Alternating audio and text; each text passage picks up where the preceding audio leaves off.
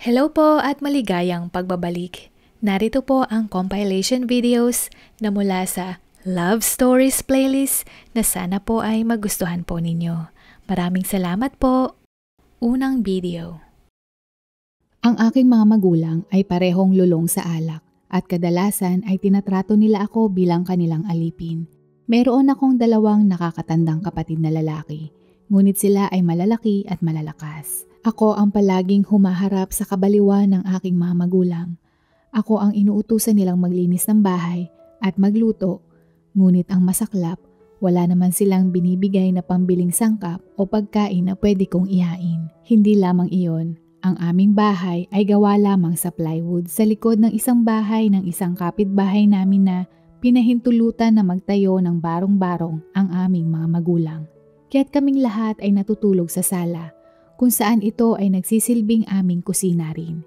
Noong bata pa ako ay ayos lang ito sa akin, ngunit habang ako ay lumalaki, ay hindi na ako nagiging komportable na katabi silang matulog.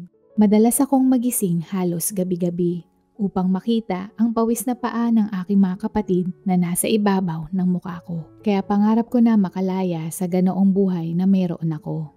At ang tanging nasa isip ko noong mga oras na iyon ay ang makatakas sa bahay na iyon dahil kung hindi ay baka lamunin na ako ng buhay sa impyernong lugar na iyon.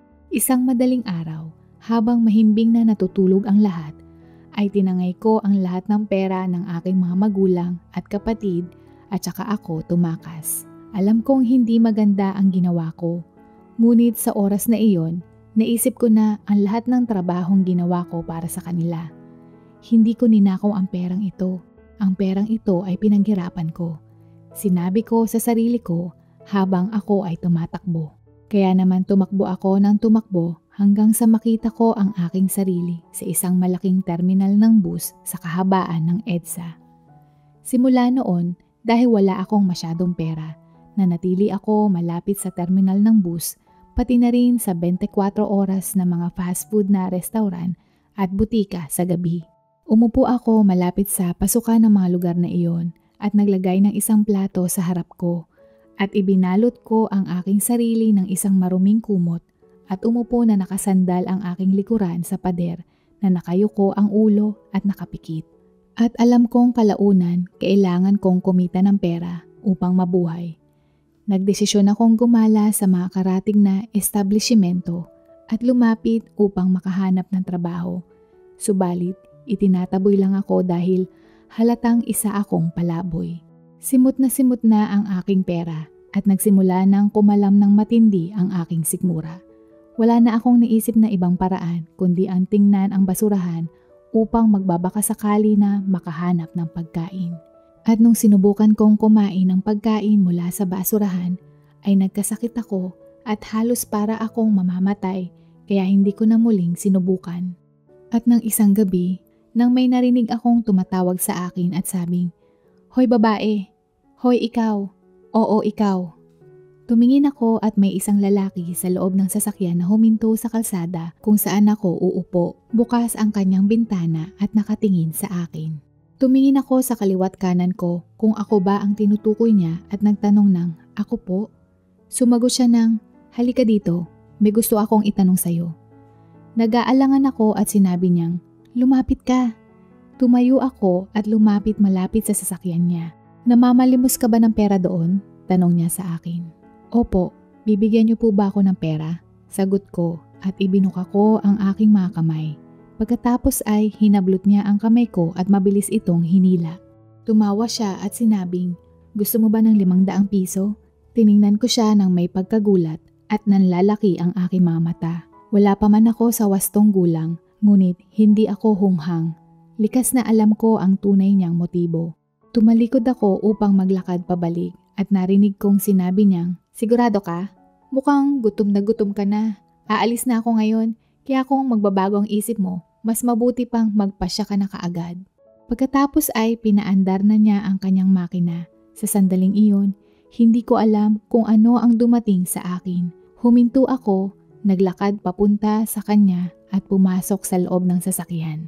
"Sasama ako sa iyo pero 2,000 ang ibabayad mo sa akin," sambit ko. Ngumiti siya at sinabing, "Sure, no problem. Sigurado akong sariwang-sariwa ka." Mula noong gabing iyon, nagsimula akong sumama sa mga kalalakihan sa tuwing nauubos ang aking pera. Napagtanto ko noon na ang pagbebenta ng aliw ay napakadaling kumita ng pera.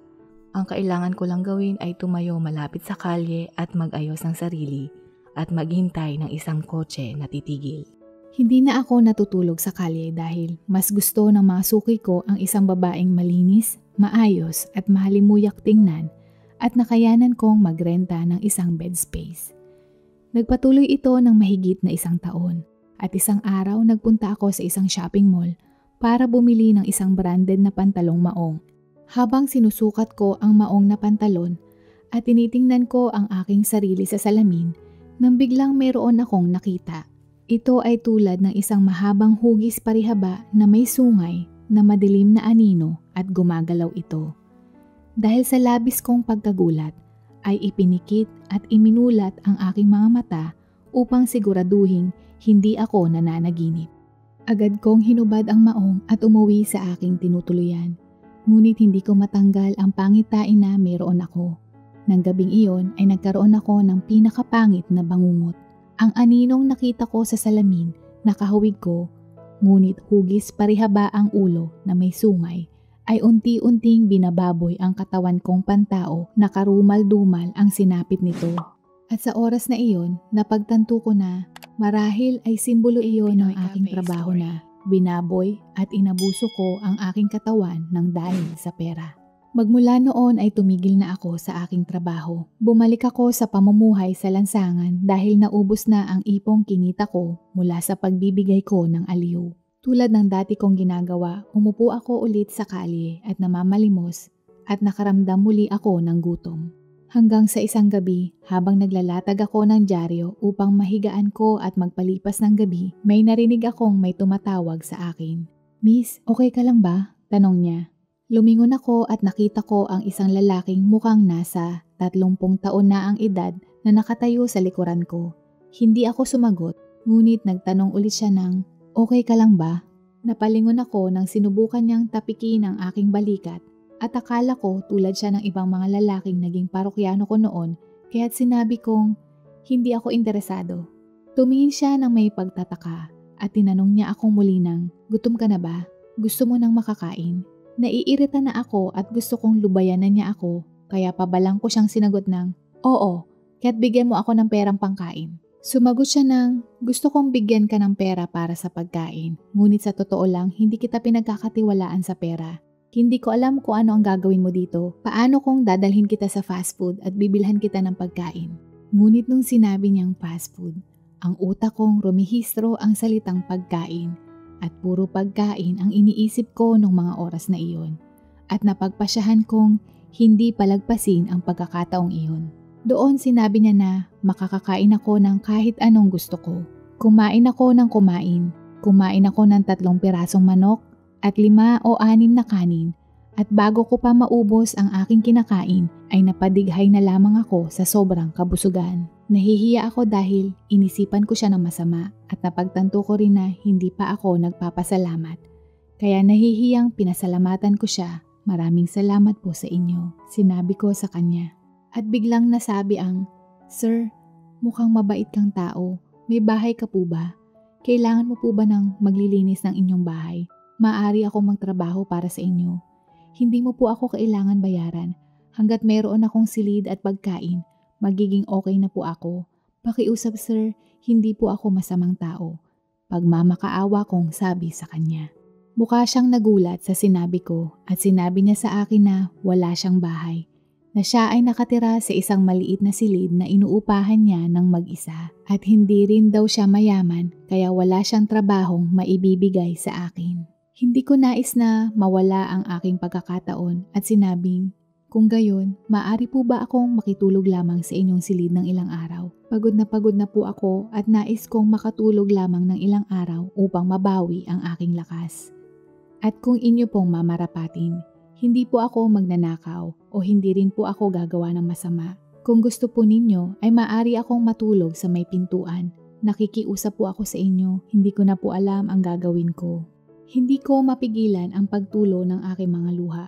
Ang mga tao sa paligid namin ay nagsimulang tumingin sa amin. Ngunit tila wala siyang pakialam sa kanila. At tila napagtanto niya na may higit pa sa aking sitwasyon. Maari mo bang sabihin sa akin kung ano ang nangyayari sa iyo? Marahil kung may alam ako o ideya ay matutulungan kita kahit papaano. Tanong niya sa akin. Tumingin ako sa kanya at para siyang isang anghel na tagapag-alaga ko. Kitang-kita ko ang mukha niyang may pagkapula at nakita kong maganda ang kanyang mga mata. Kaya't napagpasyahan kong sabihin sa kanya ang katotohanan, lahat ng tungkol sa buhay ko.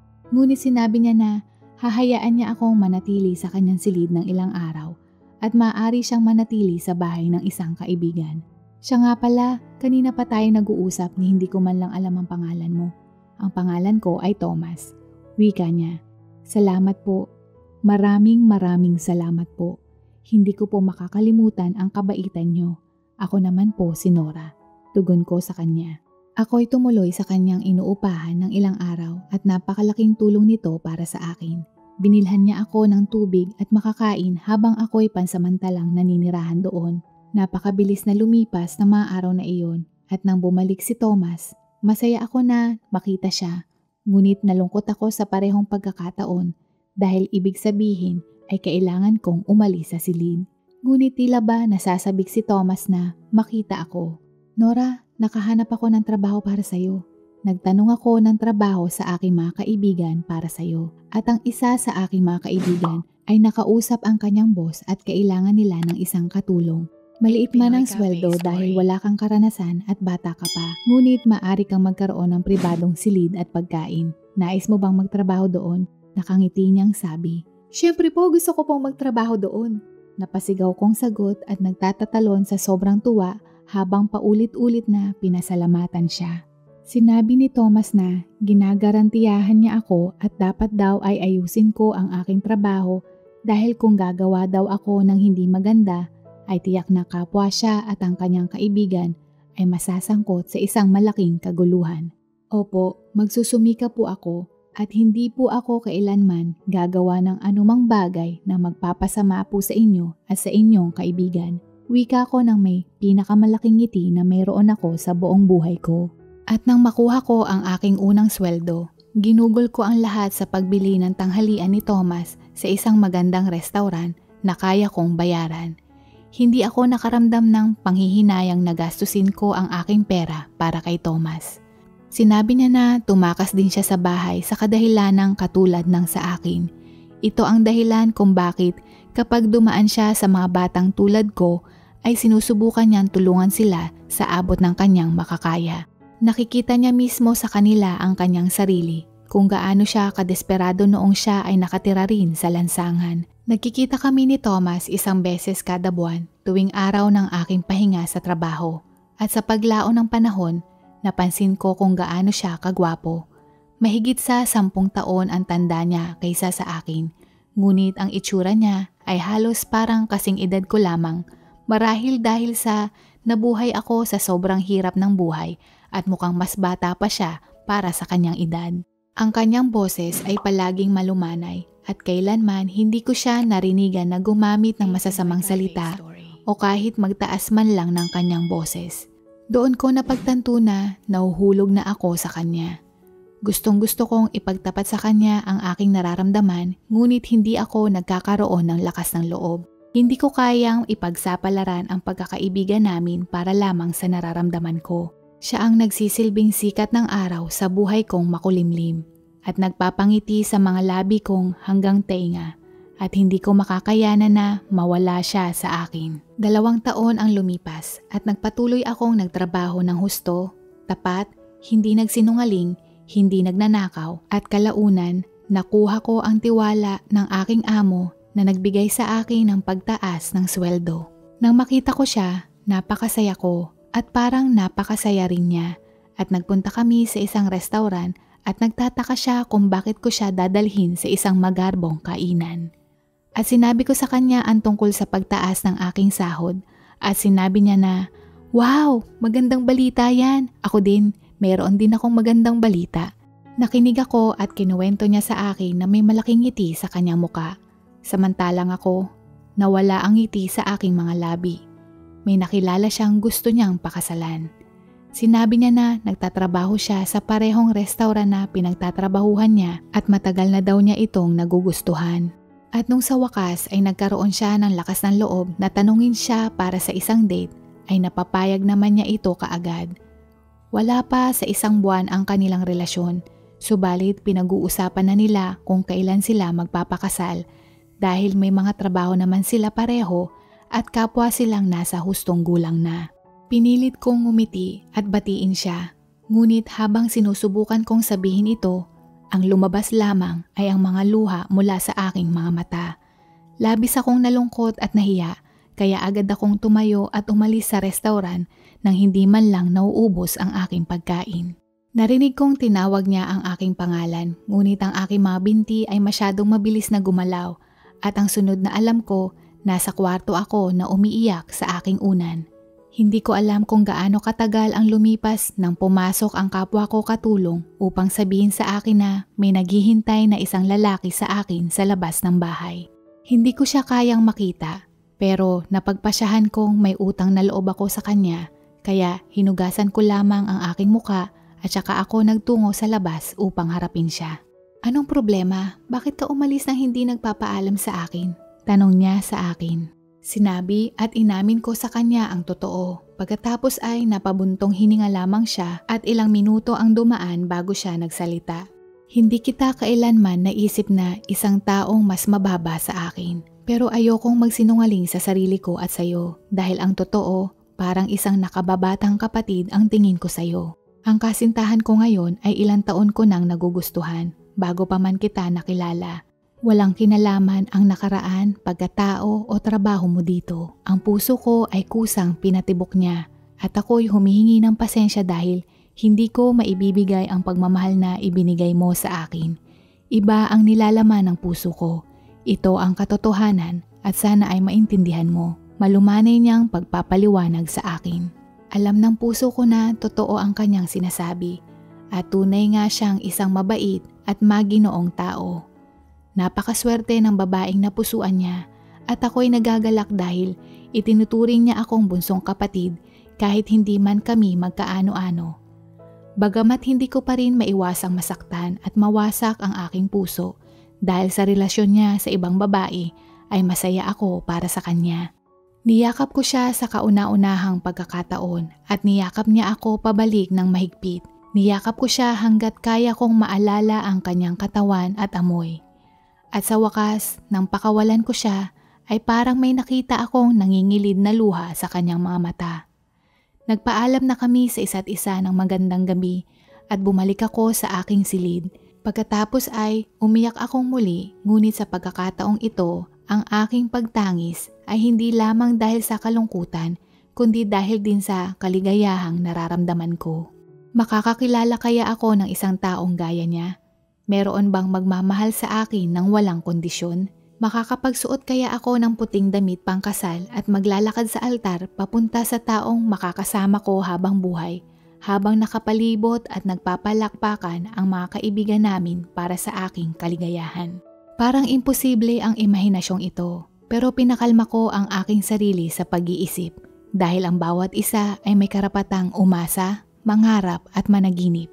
At kung ipagpapatuloy ko ang pagsusumikap, tumulong sa kapwa, maglakad sa isang tuwid na landas, hindi susuko sa buhay at may takot sa Diyos, marahil ay may isang tao na darating sa akin sa tamang panahon at sa tamang pagkakataon.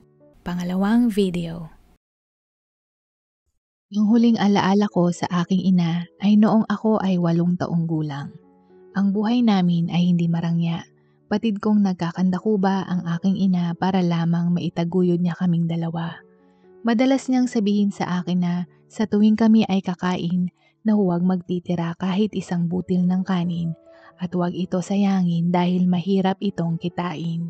Kaya naman sa bawat pagkain, sinisigurado kong mauubos ito upang hindi ko madismaya ang aking ina.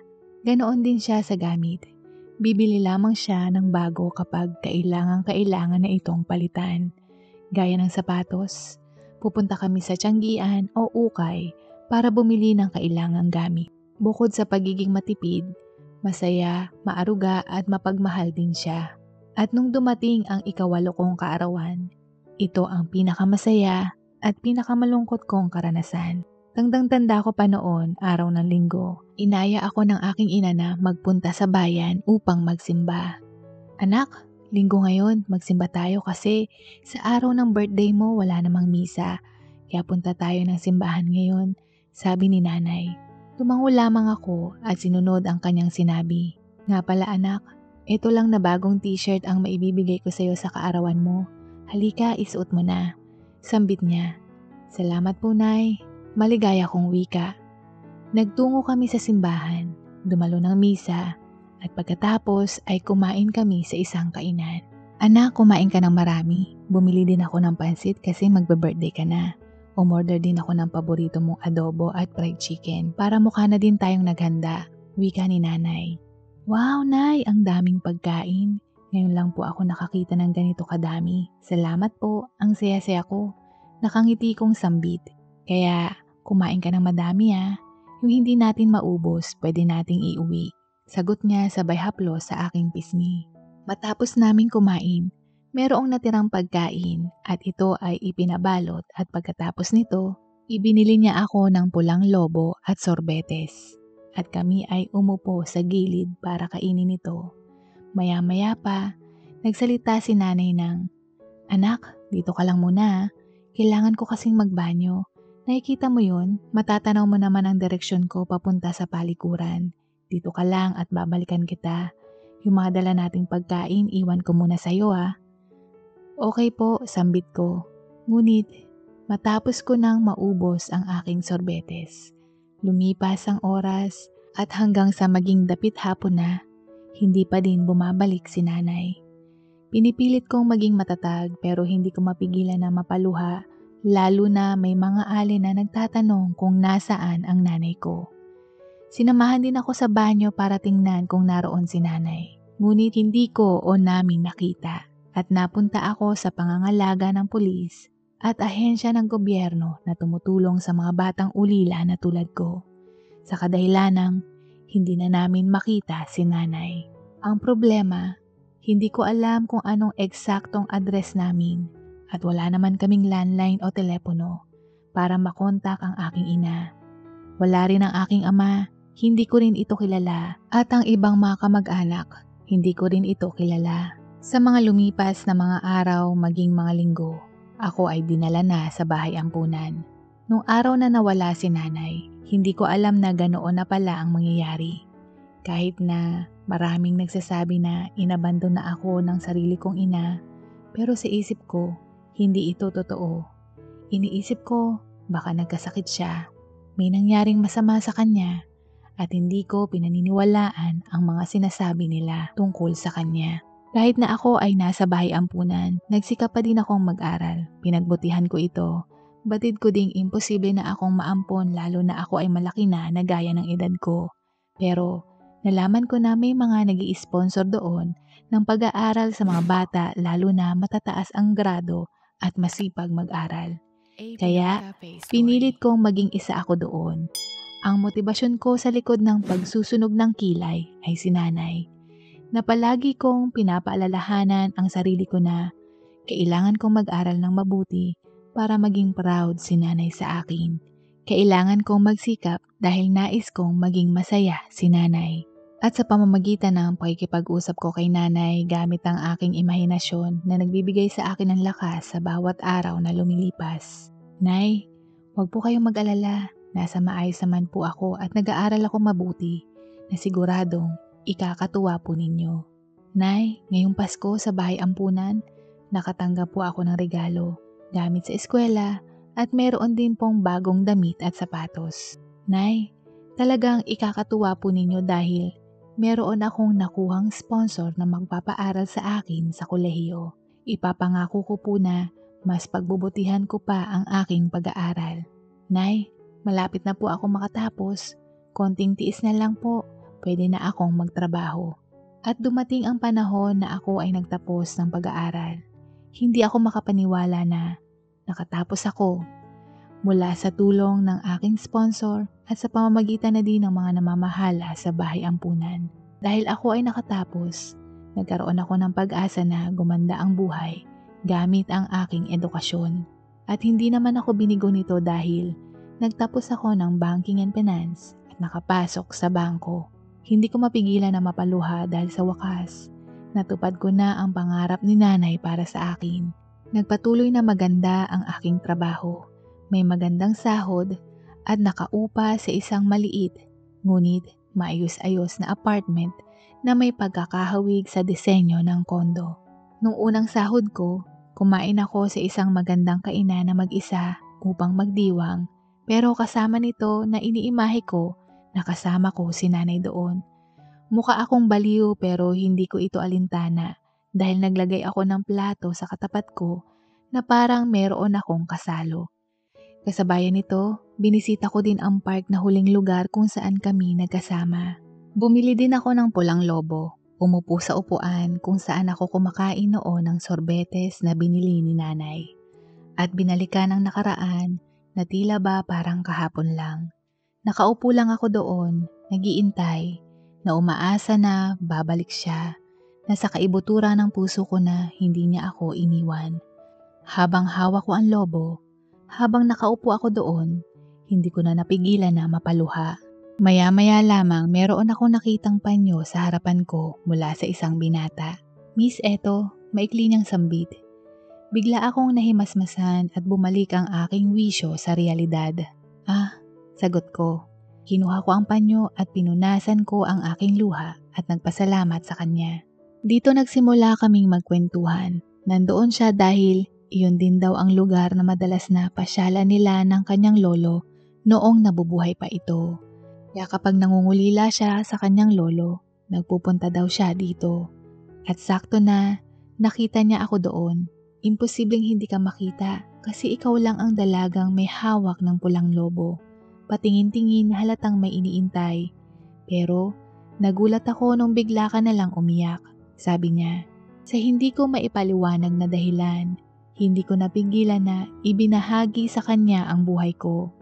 Nakita ko na parang nangilid ang luha niya dahil hindi niya mapigilan na maging emosyonal, lalo na sa parte na ikinuwento ko yung huling pagkikita namin ng aking ina. Matapos namin magkwentuhan, dito na kami nagpalitan ng numero, na mas lalo pa namin nakilala ang isa't isa, na hanggang sa nahulog na ang loob namin.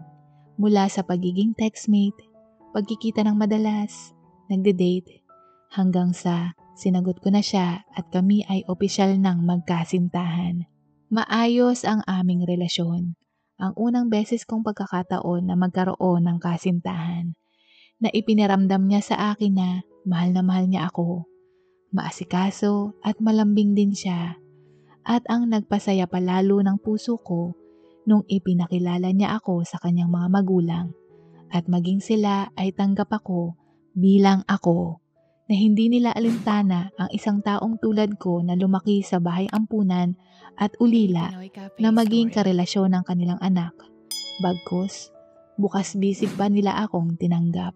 Bigla akong nangulila kay nanay nung makita ko kung gaano kaasikaso at mabait ang ina ng aking nobyo. At simula noon, palagi na akong kabilang sa lahat ng mga okasyon ng kanilang pamilya. Hindi ko maitatanggi na nakadama ako muli ng kasiyahan nung mapabilang ako sa isang pamilya. Ang maganda at seryoso naming relasyon ay naselyuhan nung nag-propose sa akin si Rodney. Dayan, habang ako ay naglalakad sa park nung araw na nagkita tayo, ang una ko kaagad na napansin, ang hawak mong lobo. Sa hindi ko maipaliwanag na dahilan, ang mga mata ko ay parang naglu at hindi ko maibaling sa iba ang aking titig. At habang ako ay nakatitig, nakita ko ang isang dalaga na parang may iniintay. At para sa akin, hindi ko mapigilan na mapahanga. Isang inosente, mabait, at may busilak na puso. Doon pa lang batid ko na ikaw na ang babaeng nais kong makilala at makasama habang buhay. At nagpapasalamat ako sa iyo dahil ang pagluha mo nung araw na iyon ang nagbigay sa akin ng pagkakataon para makausap ka. Wika niya at saka lumuhod. At kung iyong mamarapatin, nais kong makasama ka habang buhay, mula sa pagising at pagtulog. ikaw ang kasama ko. Na nais kong maging ina ng mga anak ko at bumuo ng pamilya. Diane, will you marry me? Nakangiti na nadyajahin niyang wika. Ako naman, habang pinakikinggan ang mga matatamis na salita na lumalabas sa bibig niya, hindi ako makapag-concentrate dahil ang tanging naririnig ko lang ay magandang musika na tungkol sa pag-ibig. Na tila ba ako ay nasa alapaap hanggang sa tuluyan ng tumulo ang aking luha sa pisngi. At nung marinig ko na ang salitang "Will you marry me?", tumango ako at mahinang nabigkas ang salitang "Oo, yes, yes." Ikinasal ako sa lalaking nakatadhana sa akin at biniyayaan kami ng 2 supling. Magpasa hanggang ngayon, naniniwala ako na hindi ako inabandona ng aking ina. Iniimahe ko na hinahanap pa din niya ako at hindi siya tumitigil sa kakahanap sa akin. Na kahit iyon ang sinasabi ko sa sarili ko, hindi ko mapigilan ng malungkot dahil batid kong kung nasaan man siya, pakiramdam ko may butas ang puso niya na kailanman hindi na maghihilom. At ang lahat ng nangyari sa buhay ko, malungkot man, pero ngayon nakamtan ko na ang tunay na kaligayahan. Dahil kung hindi nangyari iyon, hindi ko makikilala ang mister ko. Na hindi niya mapapansin ang isang tulad ko na may hawak na lobo, na si nanay ang naging tulay sa pagkikita naming dalawa at nagbigay sa akin ng pag-asa na kahit anong lungkot at bighati, nakuha ko pa ding maging positibo at magpatuloy sa buhay. Kaya sa tingin ko, ay hindi lang sa tingin, malakas ang kutob ko na mas pinili ni nanay na hindi na bumalik sa akin para makamtan ko ang lahat ng ito. At ngayon ako ay nasa maayos, matiwasay at maligaya. Isa lang ang hiling ko para sa kanya. Nay, wag mo na akong alalahanin. Masaya na po ako. May asawa, may anak, at may sarili na akong pamilya. At kung nasaan man po kayo naroroon, ay sana kayo din po ay maligaya. Salamat po Nay sa buhay na ibinigay niyo po sa akin. Na may kalakip na pag-asa na sana magkita kaming muli kung hindi man dito sa mundo o kahit sa kabilang buhay. Pangatlong video. Masaya at kompleto ang buong pamilya ko. Marami akong alaala na kasama ang aking mga magulang na namamasyal kahit lamang sa pampublikong pasyalan. Nagbabaon ng pagkain para hindi na kami bibili ng pagkain sa labas upang kami ay makatipid. Kahit na hindi marangya ang aming buhay, puno naman ito ng pagmamahal. Naalala ko nung nagdiwang kami isang beses sa magandang kainan nung nalaman namin na naging permanente si Papa sa trabaho niya sa ahensya ng gobyerno. Bata pa ako noon, pero natatandaan ko puti ang mantel sa mesa, may magaganda ding ilaw, at ang pagkain ang hindi ko makalimutan. Sobra itong malinamnam, iyon na ata ang pinakamasarap na kare-kare na natikman ko. At kahit bata pa lang ako, hindi ko ito makalimutan ang lasa. Sa tuwing binabalikan ko ang alaalang ito, hindi ko mapigilan na mapangiti. Hindi ko alam kung bakit ang senaryong ito ay isa sa hindi ko malilimutang sandali ng aming pamilya. Sa kadahilanang, makalipas lamang ang ilang buwan, ang aking ina ay nadiskubre naming merong sakit na cancer. Dito ko din nasaksihan ang kanilang pagtatalo dahil si Mama ayaw niyang magpakimo. At mas piniling gamitin ito sa aking pag-aaral. Ilang beses din ni Papa na kinukumbinsi si Mama na magpagamot pero buo na ang kanyang desisyon, lalo na't stage 3 na ang kanyang sakit. Mahal, ayaw ko na ang huling alaala sa akin ni Ira ay payat, walang buhok at mahinang pangangatawan. Okay na sa akin na ganito ang itsura ko at kung pumanaw man ako, matatandaan niya ang ganitong katayuan ko. May buhok, hindi sobrang payat. Sana maintindihan mo ang gusto ko. Wika ng aking ina kay Papa. Narinig ko ang kanilang usapan nung pupunta ako sa kwarto ni Mama. 5 taong gulang ako noon nung malaman namin ang tungkol sa sakit ni Mama. At tumagal lamang siya ng 2 taon sa amin bago siya tuluyang lumisan. Labis na kalungkutan ang sinapit namin ni Papa, pero nagpapatuloy pa din kami sa buhay. Lumipas ang panahon, may nakilala si Papang bagong babae. Nagkamabutihan sila hanggang sa mabuntis ang ginang. Mabilis na nangyari ang kanilang relasyon. Marahil si Papa ay labis na nalulungkot at sa tingin ko okay lang dahil ilang taon na din ang nakalipas mula noong siya ay mabiyudo. Nais ko din siyang sumaya kaya naman hindi ako tumutol sa kanyang bagong karelasyon. At ipinanganak ang bago kong kapatid nung ako ay 11 taong gulang. Ako ay ganap na naging ate sa isang baby girl na pinangalanan ni Papa na Aubrey. Sa totoo lang, naging masaya ako nung nakita ko ang kapatid ko. Pero tila ba nasa kapalaran ni Papa ang magkaroon ng sugat sa puso dahil wala pang 3 buwang matapos nitong manganak. Hindi na namin ito muling nakita pa. Iniwan niya sa amin ang baby. Ganon siguro kapag may bagong anghel.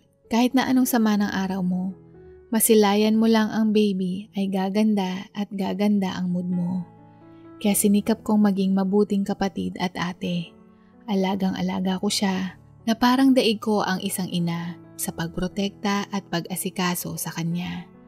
At nung siya ay 3 taong gulang, hindi ko maitago ang pagkasabik at pag-aalala nung unang araw niyang pagpasok sa nursery. Parang dinaig ko ang isang ina dahil isa din ako sa mga nag-aabang ng oras ng pag-uwi. Labis-labis na pagmamahal ang ipinaramdam ko sa kapatid ko na kasing halintulad ng pagmamahal na naranasan kong ibinigay ni Mama sa akin noong nabubuhay pa siya. Hindi ko rin maalis sa isip ko na maawa sa kanya dahil ang kanyang ina ay inabando na siya. Nung una akala ko si Papa ang may kasalanan kung bakit siya iniwan ng pangalawa niyang kinakasama. Ngunit makaraan lamang ang ilang buwan na diskubre ko ang tunay na dahilan. Hindi ko sinasadyang makita ang babaeng iyon sa isang mall kasama ng aking mga kaklase. Naroon kami dahil bibili kami ng kakailanganin naming gamit para sa aming proyekto. At nakita ko siya na may ka-holding hands na ibang lalaki. At ang bago niyang karelasyon ay mukhang mayaman. Nasabi ko ito dahil kitang-kita ko ito sa pananamit na halatang puro branded. Pa, si Tita M nakita ko sa mall may ka-holding hands na lalaki. Sambit ko. At base sa kanyang reaksyon, pakiwari ko, batid na niya ito. Hindi siya nagulat. Nahalatang, hindi rin ito ang unang beses niyang narinig ang pangyayaring ito. Kaya naman nung nakita ko ang reaksyon niya, hindi na ako nagsalita pang muli. Batid ko ang pighati ng aking ama, kaya naman para maibsan ang kanyang pasanin, ginampanan ko ng maigi ang tungkulin ko, gaya ng pag-aalaga ko sa aking kapatid, ang aking pag-aaral at ang mga gawain sa bahay. Sinikap ko na hindi maging pabigat lalo na ako din ang panganay. Hanggang sa nakatapos ako ng sekundarya at nagsimula ng mag-aral sa kolehiyo. At sa mga panahong ito, malaki-laki na din si Aubrey at nakakatulong sa mga gawaing bahay, lalo na't madalas na din akong wala sa bahay dahil may kalayuan ang aming tahanan mula sa universidad na napili kong pasukan. Pero tila ba hindi pa tapos ang kapalaran na bigyan kami ng pagsubok. Si Papa ay naaksidente sa motor habang siya ay papauwi mula sa kanyang trabaho. Naging paralisado ang kanyang katawan at hindi na siya makakalakad pang muli. Kakasimula ko pa lang sa 2nd year sa kolehiyo nung mangyari ang trahedya, kaya wala akong pagpipilian kundi ang tumigil sa pag-aaral at maghanap ng trabaho. Nakahanap ako ng trabaho sa isang flower shop. Marami silang branches at natutunan ko ding mag-arrange ng bulaklak. Nagustuhan ko ang trabahong ito dahil masilayan ang mga magagandang bulaklak ay nagpapasigla ng araw ko. At kapag umuwi ako, nagdadala ako ng bulaklak na malapit na malanta at inilalagay ko sa bahay para sina Papa at Aubrey ay mapangiti din. At ang isa pang ikinasasaya ng puso ko ay sa tuwing nasisilayan ko ang anak ng may-ari ng flower shop. Hindi ko maintindihan, pero nagkaroon ako ng paghanga sa kanya. Pero syempre, kinikimkim ko lamang ito. Hindi ko pinapahalata ito at itinago ang paghanga sa kanya ng maraming taon. Okay na sa akin ang tingin at ang marinig siyang magsalita ng, "Hello Ira, magandang umaga, magandang araw, magandang gabi. Ingat ka pa uwi." Hindi ko mapigilan na kiligin na tila ba napapatalon ang puso ko. Mas lalo lamang akong nahuhulog dahil din sa maganda niyang katangian na namana niya sa kanyang mga magulang. Sa mga lumipas na panahon, si Aubrey ay magtatapos na ng sekundarya at sabi niya, nais din niyang magtrabaho gaya ko para makatulong sa amin at makapandagdag sa gamot ni Papa. Pero hindi ako pumayag dahil si Aubrey ay merong angking katalinuhan sa sipnayan. At sinabing magpatuloy siya sa pag-aaral, na sikaping makakuha ng scholarship na malaking tulong para mabawasan ang babayaran sa matrikula. Awa ng Diyos at dininig ng Panginoon na makapasa siya sa pagsusulit at nakapasok sa pampublikong universidad. Kailangan kong pagsikapan na makatapos si Aubrey dahil isa ito sa pangarap ni Papa at nais kong maisakatuparan ito, na masaksihan niya ito sa kabila ng nangyari sa kanya na merong magandang dumating sa aming pamilya. Kasabayan nito, nagkakaroon na ako ng karir bilang florist at marami kaming mga naging kliyente sa mga event at marami sa kliyenteng ito ang nagustuhan ang aking mga disenyo at ito din ang tumulong sa akin upang tumaas ang aking sahod. Hanggang isang araw, lulan ako ng jeepney papasok sa shop. Nakita ko ang kapatid ko at ang anak ng may-ari ng shop na magkausap. Sobrang malapit at nakita ko pang nakangiti silang dalawa na tila ba nagkakamabutihan sila. Habang ako ay naglalakad, dito ko naisip na, baka gusto niya si Aubrey at kung ganoon din ang kapatid ko sa kanya. Hindi ko naman ito hahayaang pigilan dahil hindi naman natuturuan ang puso. Kasabayan nito, hindi ko maiwasang magselos dahil mas bata ang kapatid ko, mas makinis, walang kulubot sa muka o hindi magaspang na kamay at maganda din ito. Kaya hindi na ako magtataka kung magustuhan siya nito. Ay, at napabuntong hininga ako. At makalipas ang ilang araw, Ira, pwede mo ba akong samahan sa restaurant? Inimbitahan ko din ang kapatid mo, may nais akong sabihin. Sabi niya sa akin, ang puso ko biglang nanlumo at batid ko na ang mangyayari. 100% ako na nais niyang ipaalam na magkarelasyon na sila ni Aubrey. Okay, sige, maikli kong sagot. Sige, sabay na tayong pumunta at alam na ng kapatid mo kung anong restaurant ang pagtatagpuan natin. Sagot niya. Matapos noon, nagtungo ako sa palikuran at doon umiyak ng bahagya. Ganito pala kapag bigo at sugatan ng puso. Nasa isip ko, bahagi ito ng buhay. Palaging may pagsubok at nasa atin kung paano natin ito malalampasan sa pamamagitan ng pagiging matatag. At hindi din naman alam ni Aubrey na may gusto ako kay Eman. Kaya kung sila ay sila, kailangan kong tanggapin iyon. Dahil ang aking puso ay duguan, itinuon ko ang puso at isip ko na pigilan ang anumang emosyon, na huwag kong ipakita na ako ay nasaktan. Ayaw kong maging kahiya-hiya, lalo na doon ako nagtatrabaho. Mas kailangan ko ang trabaho dahil hindi pa tapos ang pag-aaral ang kapatid ko at si Papa hindi pwedeng hindi maibili ng gamot. Pagdating namin sa restaurant, halika upo ka, sambit ni Eman. At ilang saglit lang ang waiter ay may dinalang inumin. Hindi din kami nag-intay ng matagal, dumating na din ang kapatid ko at sa likod nito ay may waiter na naghahain ng mga putahe at nagtataka ako dahil hindi ko narinig si Emma na umorder ng pagkain. Batid ko sa oras na matapos ihain ang mga pagkain, magsasalita na si Emma at sasabihin ang kanyang pakay kung bakit kami nagkita-kita doon. Dahan-dahan kong ikinuyom ang aking mga kamao at ilang beses na sinabi sa sarili na, "Huwag kang iiyak, Ira. Huwag kang iiyak. Kaya mo yan." Ira, nais ko sanang hingi ng kamay mo. Kung papayagan mo ako, gusto kitang ligawan at maging kabiyak. Wika ni Eman. Ano? Bigla kong sambit. Nananaginip ata ako, hindi ito ang inaasahan kong marinig. At tumingin ako kay Aubrey na abot sa tainga ang ngiti. Ira, matagal na akong may gusto sa'yo mula pa noong unang pagpasok mo sa shop. Ang una ko kaagad napansin ay ang iyong ngiti. Sa bawat araw na pagpasok mo, palagi kang nakangiti. At ang hinding-hindi ko makakalimutan ay ang pagbibigay mo lagi sa akin ng mansanas sa tuwing ako ay may exam. Paliwanag niya. Pasensya ka na kung natagalan ako magtapat dahil wala pa akong trabaho noon. Estudyante pa lang ako. Hindi pa ako kumikita. Kaya nagdesisyon ako na magtatapat lamang ako sa'yo kapag meron na akong trabaho at kung manliligaw man ako, nais kong maipakita sa'yo na karapat-dapat ako. Dagdag niya. Dito, hindi ko na napigilang mapaluha at hindi makaimik. At kung mapapansin mo, ang mga nakahain sa mesa ay ang mga paborito mong putahe. At ang restaurant kung saan tayo ngayon ay ang restaurant kung saan kayo nagdiwang noon ng mga magulang mo nung naging permanente ang papa mo sa trabaho. Nga pala, lahat ng ito hindi ko malalaman kung hindi dahil sa tulong ni Aubrey. Pagsasalita niyang muli.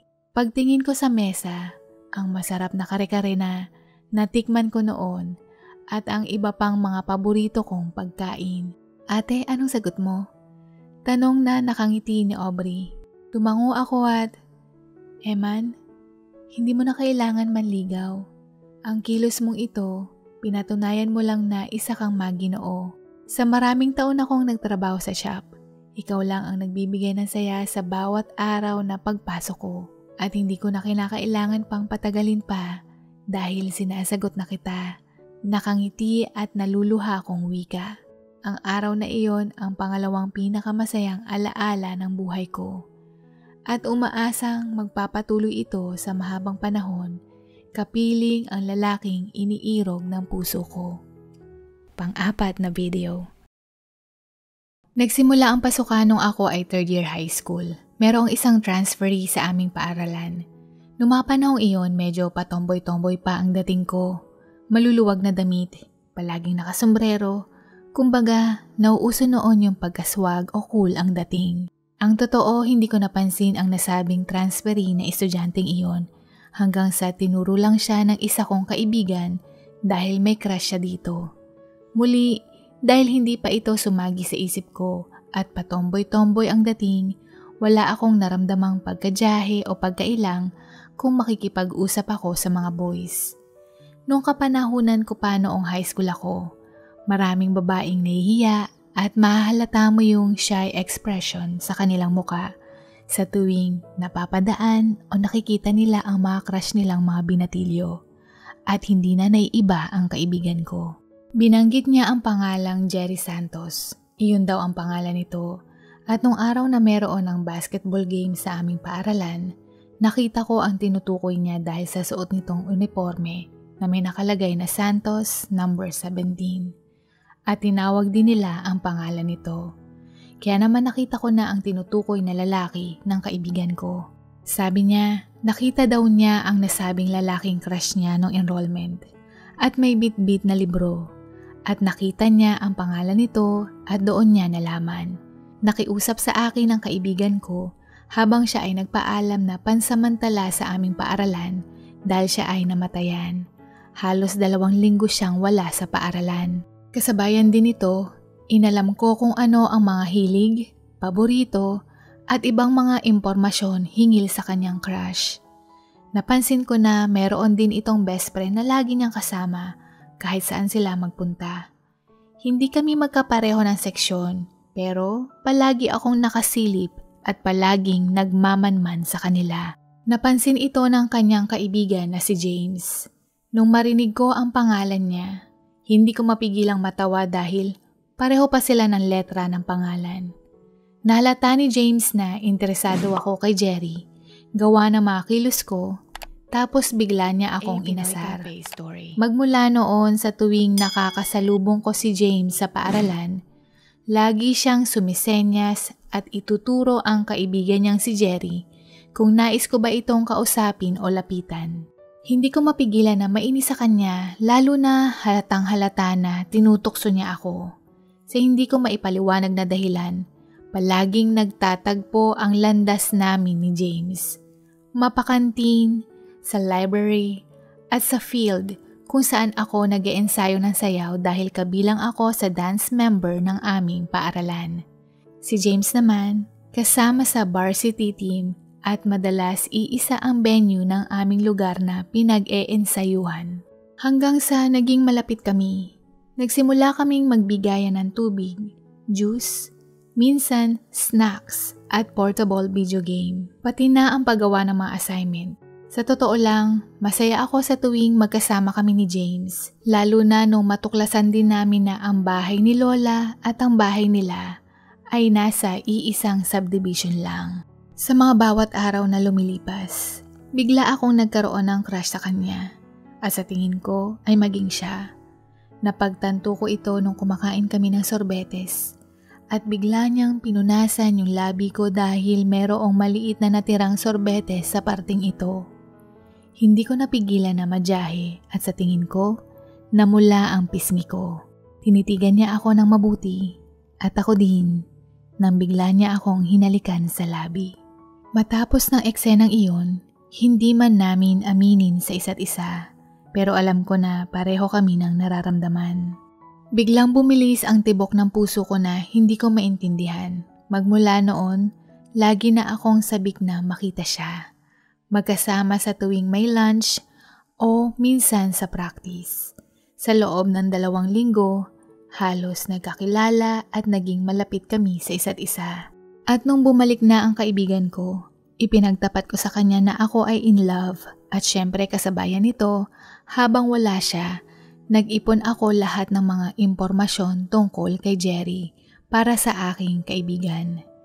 Ipapakilala ko sana si James sa kaibigan ko nang bigla siyang nagsalita. Ang cute at ang gwapo ni Jerry. Bagay na bagay sa kanya yung suot niyang polo na blue. Sabay ngisi na halata mong kinikilig. Bigla akong napahinto dahil ang polong naka-blue ay si James, hindi si Jerry. Hindi kaya napagkamalan niya na Jerry Santos si James? Yung librong hawak ni James ay sa kaibigan niyang si Jerry ang nagmamay-ari nito. Oh my, mukhang ganun nga ang nangyari. Sa isip-isip ko, hindi ako pwedeng magkamali dahil si James nga iyon at iisa kami ng lalaking gusto. Sino nga pala yung sinasabi mong in love ka? Tanong niya. Wala, binibiro lang kita. Maikli kong tugon. Pinakilala ko ang kaibigan ko kina Jerry at James. Habang ang kaibigan kong babae ay galak na galak, hindi ko pwedeng ipakita sa kanya na may gusto ako kay James. Kaya magmula noon, ilap na ako kay James at madalas ko silang ipares na 2. At kapag lalapit si James sa amin sa tuwing recess sa kantin o minsan sa library, bigla akong aalis at magdadahilan ng kung ano-ano para maiwan silang 2 ng kaibigan ko. Hanggang sa dumating ang aming school field trip sa amusement park sa siyudad ng Laguna. Kaming 4 ay magkakasama sa mga rides. Pero dahil ang kaibigan ko ay takot sa mga nakakatakot na ride, ang madalas naming sakyan ay yung mga pangbata. At dahil nais ko silang 2 na mapag-isa, Jerry, sakay tayo ng roller coaster, sambit ko. O sige, sagot naman ito at bigla kaming umalis. Pangatlo na kami sa susunod na sasakay nang bigla naming nakita si James sa likuran at tinapik niya si Jerry at sinabi niyang nais niyang sumakay. At si Jerry naman biglang umalis sa pila. Tiningnan ko lang siya pero hindi ako kumibo.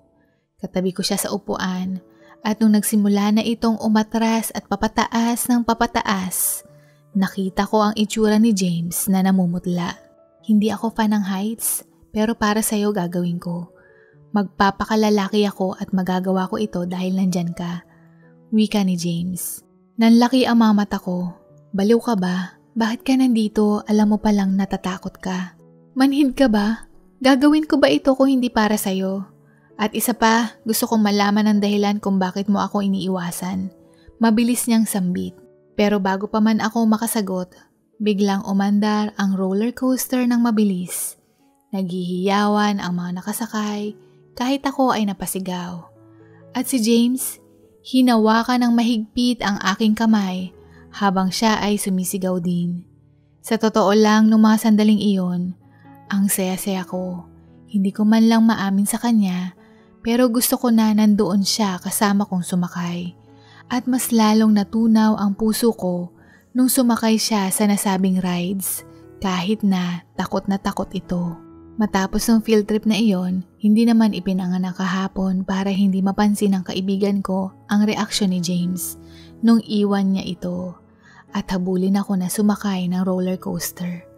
At dito niya ako kinompronta kung ang tinutukoy kong in love ako ay in love kay James.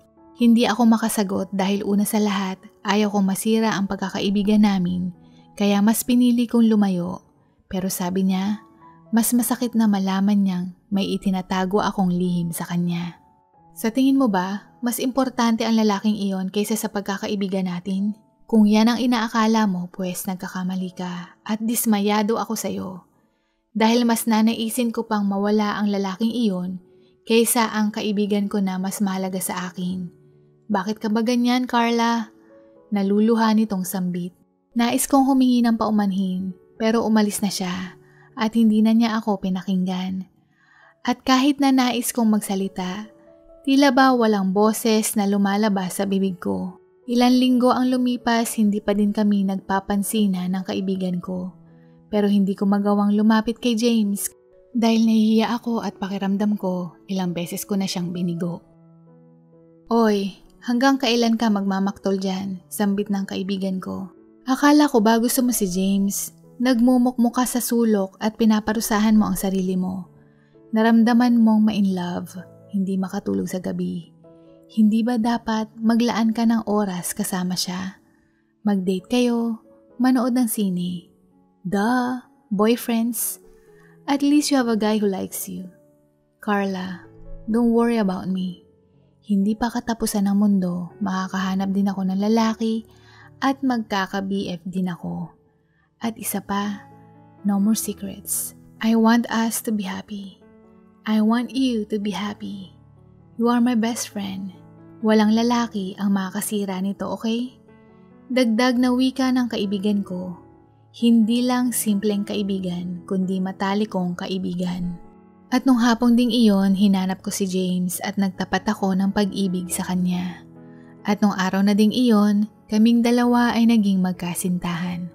Walang araw na ako ay lumilipad sa alapaap dahil ang pagmamahal ko ay nag-uumapaw. Sa mga date namin sa fast food, sa panonood ng sine, sa paglalakad na magkahawak ang kamay, sa pagtetelebabad na walang katapusan na pag-uusap, at sa maraming beses kaming nag-kiss, na tila ba bawat minuto ako ay kinikilig at ang aking ngiti ay hindi nawawala sa aking muka. Subalit, ang kaligayahang ito ay naputol nung mabalitaan ko na ang pamilya ni James ay magmamigrate sa ibang bansa. Pareho kaming nalungkot pero hindi sumagi sa isip naming dalawa ang makipaghiwalay. Tinapos niya ang school year at nakatakda siyang umalis. Nauuso na noon ang cellphone at text messages. At syempre, meron namang email kaya naman sa tingin namin hindi pa rin kami mawawala ng komunikasyon.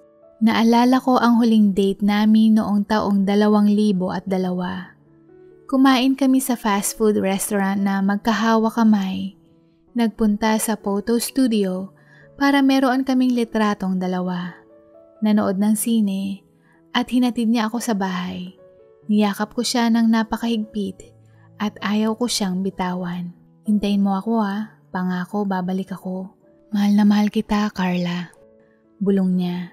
At sumagot din ako na mahal ko din siya habang kaming dalawa ay magkayakap. Pero sa ayaw man at gusto namin, kailangan na niyang umalis at iyon ang huling paalam namin sa isa't isa. Dala ng magkaiba ang oras. Sa tuwing pagising namin, nalalaman ang mga mensahe para sa isa't isa. Madalas kami sa online chat, nagpapalitan ng mensahe sa araw ng linggo dahil pareho kaming walang pasok.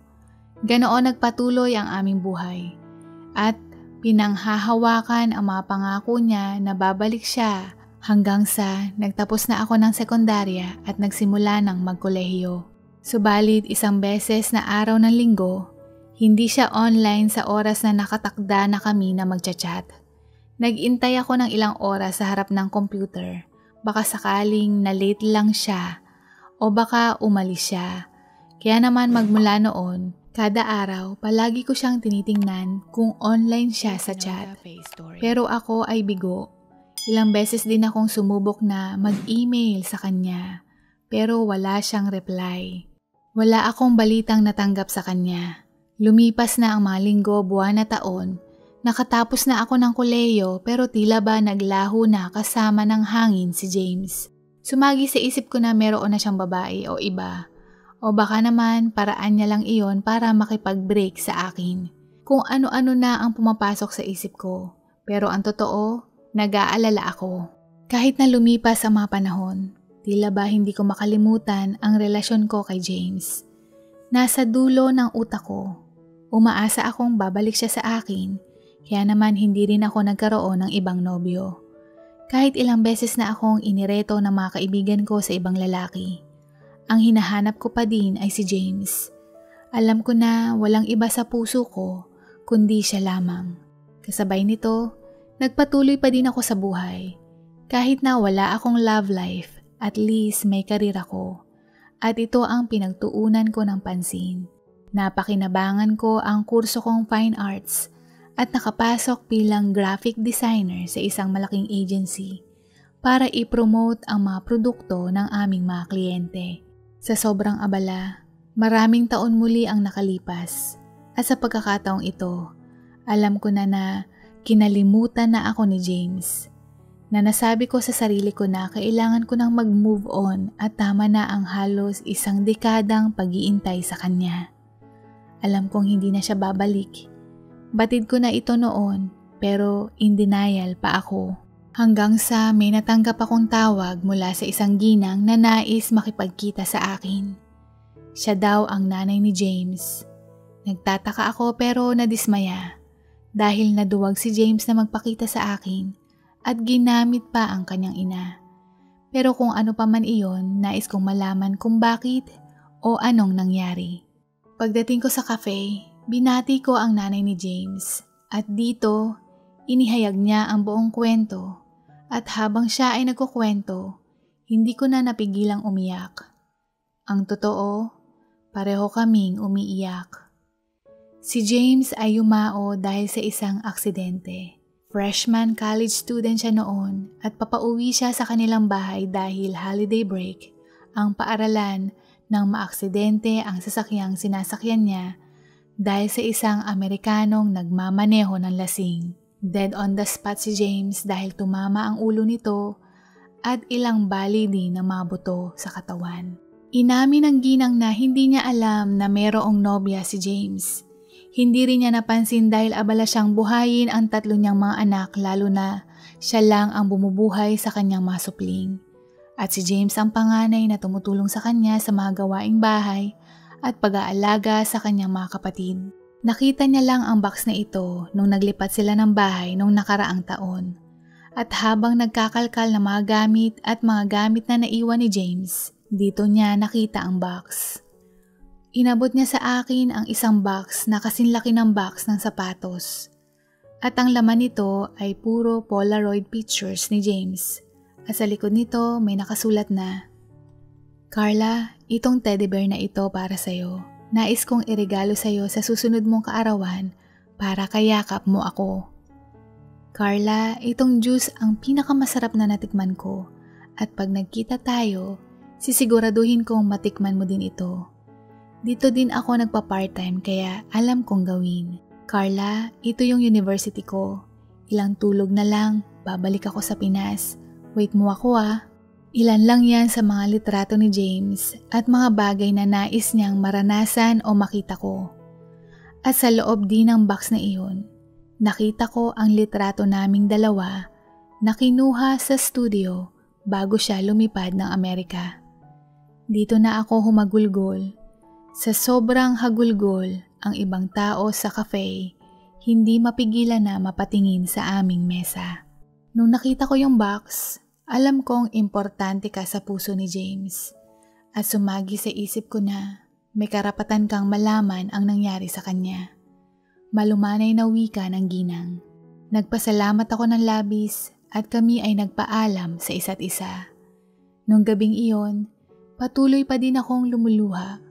Pero ang luhang ito ay parang kalayaan o kaginhawahan dahil sa loob ng maraming taon, ang buong akala ko, ipinagpalit ako ni James sa iba. Pero mali ako ng akala. Ngunit, ngayong alam ko na ang katotohanan, panatag at masaya ako na malaman na ako pa rin ang nasa puso niya. At nung mga sandaling iyon, maaaring guni-guni ko lang, pero parang naramdaman ko ang presensya ni James na ngayon pati siya magiging payapa dahil natuklasan ko din sa wakas ang katotohanan. Habang ako ay nakapikit at hawak ang kanyang litrato, sabay binalikan ang lahat ng mga masasayang nakaraan naming dalawa. Sabay bulong na, "Paalam mahal ko," na sumisimbolo na malaya na ako sa nakaraan at handa nang harapin ang bukas. Panglimang video. Noong ikinasal kami ng misis ko, simple lamang ito. Hindi ito ginanap sa isang hotel o maganda at mamahaling venue. Bagkos ito ay ginanap sa hindi kalakihang lugar na may hardin na pag-aari ng mag-asawang Jimenez na pinaparentahan nila ang kanilang malaking bakuran sa mga ganitong kaganapan. Isa itong malaki-laking lote. Merong nakatayong maliit na bahay kung saan dito naninirahan ang nasabing mag-asawa. Sa kanilang bakuran, may magandang hardin. May malaking Nipa Hut style pavilion na gawa sa kawayan. Sementado ang sahig. Merong palikuran, katamtamang sukat ng kusina para sa mga nais na magluto doon, upuan, mesa, at karaoke machine. Ang pagdaos ng isang kasalan ay napakalaking halaga nito. Mula sa mga damit, simbahan, pagkain at lugar handaan. At masasabi kong hindi ito tipikal o normal na wedding hall dahil ang mag-asawang Jimenez ay hindi humihingi ng malaking halaga. Sa katunayan, nalaman ko ang tungkol sa lugar na ito nung may nakapagsabi sa akin na mayroong ikinasal na mag-asawa na ang binayaran nila ay kuryente lang sa wedding venue. At hindi pa ito umabot ng 1,000. At bukas daw ito para sa magsing-irog na nais magpakasal na merong mababang budget. Nung unang punta ko sa nasabing lugar, ang ganda nito, perpekto ito kung nais mong magkaroon ng garden wedding. At dito ko din nalaman na marami nang ikinasal doon, pero ang kanilang ipinambayad ay bigas, gulay, prutas, minsan tanim na halaman o iba pang bagay na maaari mong ipambayad maliban sa perang papel. Isa ako sa nagbayad sa kanila ng kalahating sakong bigas. Iyan ang ibinigay kong kabayaran para sa aking kasal. Kasabayan nito, natuklasan ko na may mga magsing-irog na walang-wala pero nais nilang ikasal. Ang mag-asawang Jimenez ay nagbibigay din ng libreng kasal para sa mga ito. Ang mga kamag-anak ng mag-iisang dibdib ay maaari doon magluto ng mga pagkaing ihahanda para sa kanilang maliit na salo-salo. At hindi lang iyan, ang mag-asawang Jimenez pa ang nagbibigay at nag-aayos ng bouquet para sa bride. Lumipas ang panahon, nang nabalitaan ko na ang mag-asawang Jimenez ay inihinto na nila ito dala ng katandaan. Pareho na silang mag-eedad 70. Hindi ko maiwasang malungkot pero kasabayan nito, ako ay labis na nagpapasalamat dahil ako at ang misis ko na isa sa mga mapalad na ikinasal doon at nakilala ang mag-asawang Jimenez na talaga namang nakakahanga sa kanilang busilak na kalooban na ang pagbukas ng kanilang tahanan upang ang dalawang taong nagmamahalan ay maselyuhan ang kanilang pag-iibigan na tumagal ng mahigit na 2 dekada silang nagbigay serbisyo sa kapwa na nais magpakasal. Nagdesisyon akong bisitahin namin ng misis ko ang mag-asawang Jimenez upang magpasalamat muli. Nung masilayan kong muli ang nasabing lugar, mapanglaw kaagad ang naramdaman ko sa paggunita ko ng nakaraan. Sa kadahilanang, dito nagsimula ang kabanata namin ng misis ko. Napakiramdam ko o maaaring guni-guni ko lamang, nagmula nung ikinasal kami, dito din nagsimula ang magandang kapalaran namin. Maliban sa mas maraming tanim na orchids, malaki at mataas na puno ng ilang-ilang na nagpapahalimuyak sa lugar ay wala masyadong ipinagbago. Nakangiti kaming pinatuloy ng may-ari, nakipagkwentuhan, nagpasalamat at nagbalik kami saglit sa nakaraan. Napakabait nilang mga nilalang. Habang kami ay nagkukwentuhan, naibahagi sa amin ni Ginang Jimenez ang mga iilan niyang paboritong kasal. Ito ay ang purong libreng kasalan. Lingid ito sa aking kaalaman pero sabi nila, merong mga lumapit sa kanila na magsing-irog na walang-wala pero ramdam mo ang aura ng kanilang pagmamahalan na nais nilang mag-isang dibdib. Ang mag-asawang Jimenez ang naglaan para sa kanilang kasal mula sa bulaklak, pagkain, pastor at renta sa damit. Nagbibigay sila ng libreng kasal sa mga talagang walang-wala.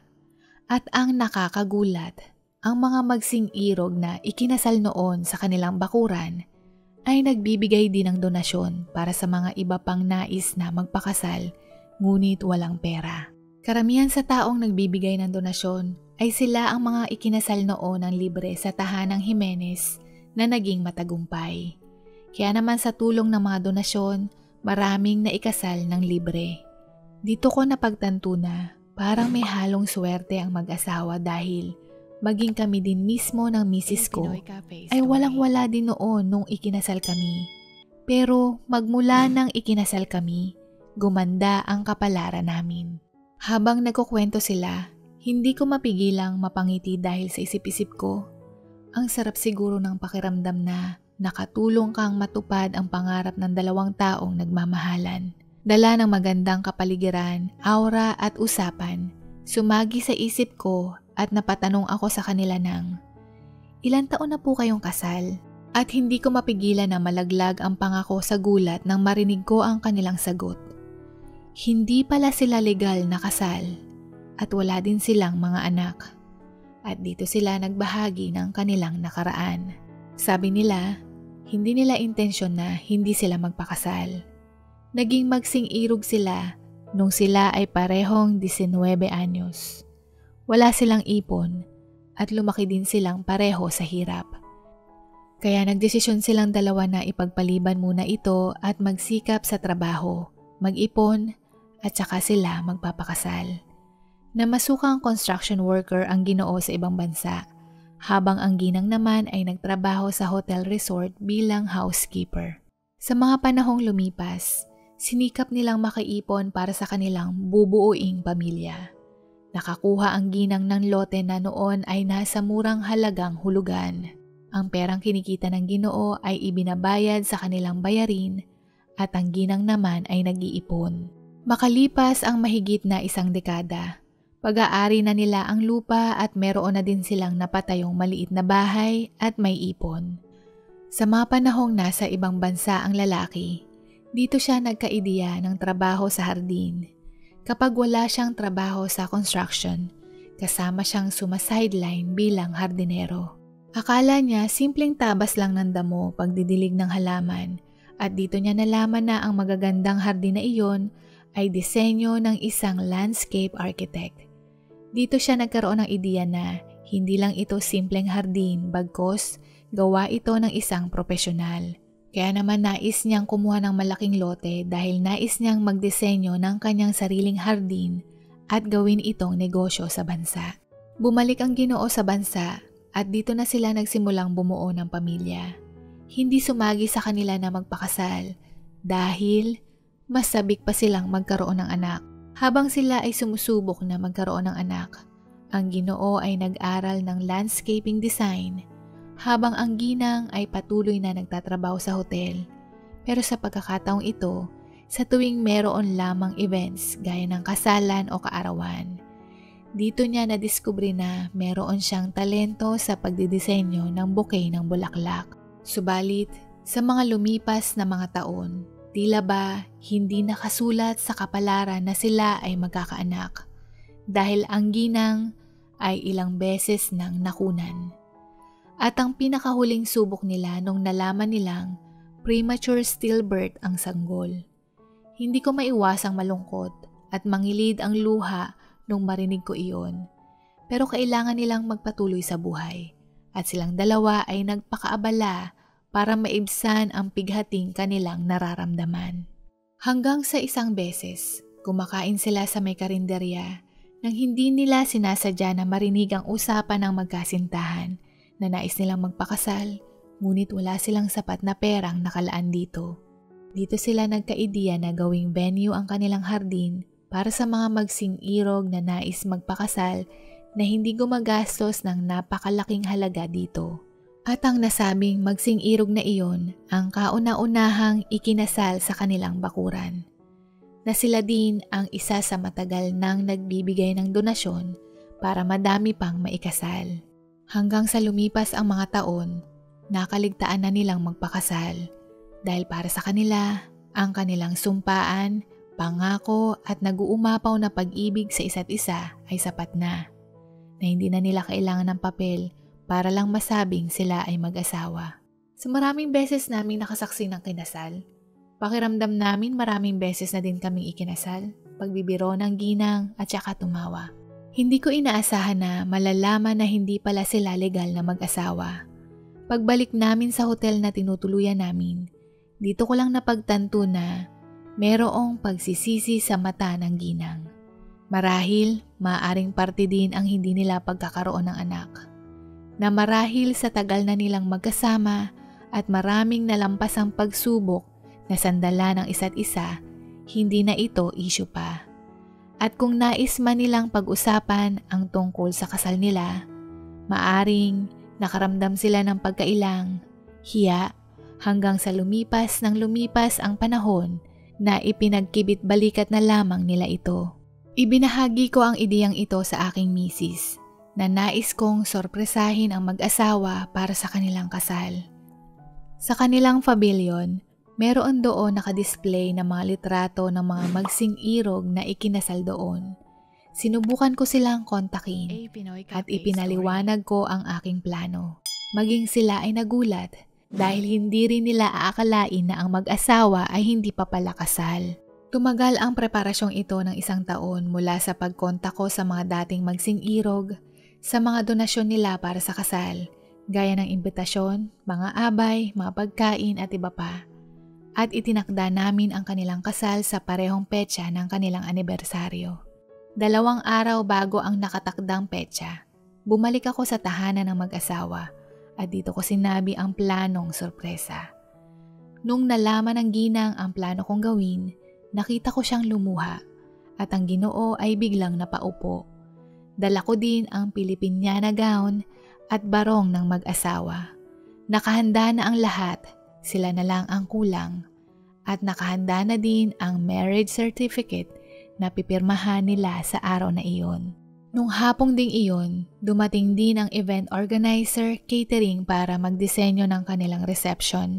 Naglagay ng karagdagang tent, upuan, mesa, lugar na lalakaran ng bride, upuan para sa mga bisita at iba pa. Sa maniwala kayo sa hindi, umabot sa mahigit 100 ang nais na dumalo ng kanilang kasal.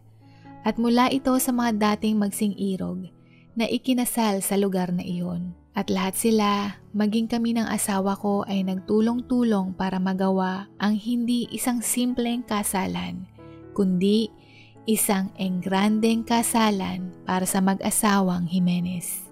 At madaling araw pa lang abala na ang catering sa paghahanda ng pagkain. Pictorial para sa groom at bride, make-up at iba pa. Nagdatingan na din ang mga abay, mga sponsor sa kasal, mga bisita, at nung pumatak ang 9:30 ng umaga, nagsimula na ang kasal. Nakita ko si Ginang Jimenez na kahit maputi na ang buhok, kulubot na ang muka, bukod sa misis ko, siya ang pinakamagandang bride na nakita ko at ako ang naghatid sa kanya sa altar. Sa totoo lang, bumubuhos ang emosyon ng mga sandaling iyon dahil si Ginang Jimenez ay nagsimulang lumuha nung oras na makita niya sa altar ang kanyang mister na nag-iintay sa kanya. Kasabayan nito, si Ginoong Jimenez naman ay nakita ko ding nagpunas ng luha habang pinagmamasdang naglalakad papalapit sa kanya ang kanyang bride. At nung inanunsyo ng pastor na, "You may now kiss the bride," Lahat kaming nanunood ay napasigaw at kinilig dahil sa kanilang espesyal na pagmamahalan. Maraming salamat sa lahat ng sponsor, sa lahat ng dumalo, sa lahat ng tumulong, at sa iyo, Francisco, na nagsimula ng lahat ng ito mula sa iyong ideya hanggang sa naging totoo. Nakakatuwa dahil nakita ko kayong muli at nalamang kayo ay nagtagumpay. Sa totoo lang, sumagi sa isip ko ang kasal, pero kapag nakikita ko ang sarili ko sa salamin, matanda na ako para dito, kaya madalas kong ipinagkikibit balikat ito. Maraming salamat sa lahat na kahit na sa edad kong ito, nakaramdam ako ng pagkabata, nakasuot ng trahe de boda at pinakasalan ang lalaking iniirog ko. Wika ng ginang. At hindi lang iyan, alam nyo ba ang petsang ito ay anibersaryo namin? At ang araw na ito, ipinagdiriwang din namin ang 50 taong anibersaryo namin bilang magkasama. Maraming salamat sa inyo at kasama namin kayong nagdiwang nito. Wika naman ng Ginoo. Nakakatuwang isipin dahil sa aming pagreretiro at pagsara ng aming bakuran, kami pa pala ang huling gagamit nito. At hindi lang simpleng kasalan, bagkos ito ay magarbo. Kaya muli sa kaibuturan ng aming puso, maraming salamat sa inyo. Naway palawigin nyo ang pagmamahalan sa inyong mga mahal sa buhay at sa kapwa. Naluluhang sabi ng ginang. At kami ay naghiyawan at nagpalakpakan. Sabay nagsalita ang MC na oras na para sa first dance nila bilang bride and groom.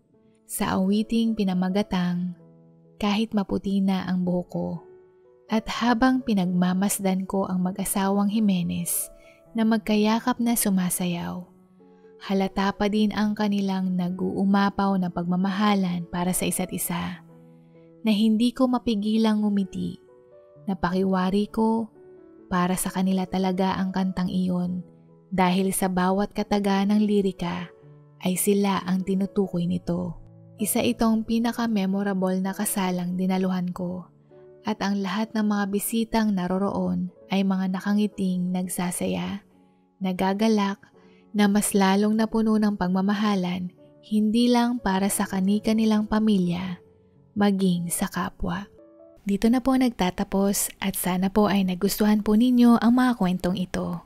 Hanggang sa muli, paalam at God bless po!